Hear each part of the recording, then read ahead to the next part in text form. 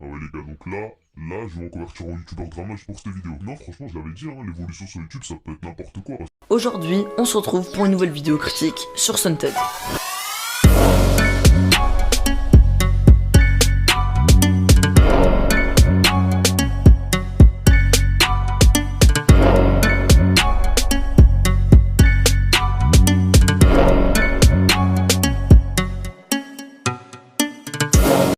Salut à tous, c'est un panda et j'espère que vous allez bien. Aujourd'hui, on se retrouve pour une vidéo sur Sunted. Précisément sur la polémique qui le concerne. Mais avant ça, faut que je vous présente une chaîne. Elle s'appelle Le Corsaire 19 et c'est une chaîne qui fait des contrivols. Enfin, ce qu'on appelle des contrivols. Il n'a pour l'instant pas sorti de vidéo, mais ça va pas tarder. D'ailleurs, je vous montre une image de son travail. Enfin bref, maintenant qui est Sunted? C'est qui?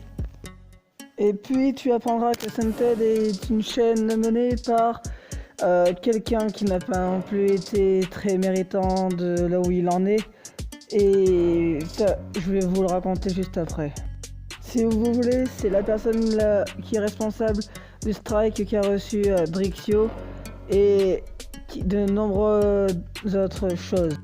La plupart accusent le putaclic qui est présent sur sa chaîne. Et c'est vrai que lorsqu'on voit ces miniatures avec les titres qui parlent du monstre de Fortnite alors qu'il ne se passe rien, il faut pas non plus s'étonner que la communauté commence à le détester. Mais surtout, si vous voulez, il y a deux types de Sunted. Et il y en a un, on va appeler Sunted Facecam, car il avait montré sa tête, et l'autre que l'on va appeler Sunted Voix Off. D'après Drixio, Sunted Voix Off serait une personne qui l'aurait contacté pour que celui-ci fasse ses textes et qu'ensuite que la chaîne gagne énormément d'argent et donc parle pour la plupart du temps au business. La vidéo de Drixio parlera plus, on dira plus sur ce sujet-là et je vous en mettrai même le lien dans la description. Lorsque Sunted Facecam était parti de la chaîne, Sunted Voix Off avait affirmé du mal de celui-ci. En effet, il avait dit qu'il était vraiment fêtard et qu'il n'aimait pas ça et que ce n'était pas bon pour la chaîne. Mais ce qui s'est vraiment passé, c'est que Sunted Voix Off a fait en sorte que Sunted Facecam n'ait plus jamais accès à la chaîne de Sunted et que du coup, Sunted Voix Off ait le plein contrôle sur cette chaîne-là et qui en gagne tous les bénéfices. Pour vous résumer, eh bien, ce que Sunted Voix Off a fait, c'était simplement attendre que la chaîne prenne énormément de popularité et rapporte suffisamment d'argent pour ensuite s'en emparer. Mais ça a été dans le point de vue de Drixio. Maintenant, je vais vous expliquer ce que Nizé a dit. Dans sa vidéo, Nizé a dit avoir réussi à prendre contact avec Sunted Voix Off. D'après Nizé, ce qui les aurait séparé les deux Sunted, ça aurait été justement le fait que l'un soit fêtard et donc pas très actif sur YouTube, alors que Sunted Voix Off était lui très actif sur YouTube. D'ailleurs, depuis qu'il a été le nouveau gérant de Sunted, celui-ci fait plus de 5 vidéos par jour. Il y aurait donc deux versions qui s'opposent alors. Mais maintenant, vous allez sûrement vous dire que le gentil dans l'histoire était surtout le Sunted Facecam.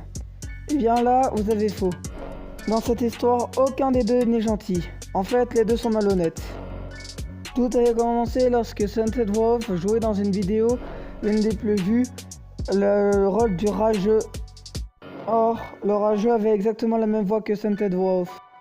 Aussi, Drixio, quand il parlait de dont il a été victime, lors du strike dont il a été victime, celui-ci avait directement accusé Sunted. Sunted lui aurait demandé 45K pour qu'il reprenne sa chaîne. Ce que Drixio n'a évidemment pas fait.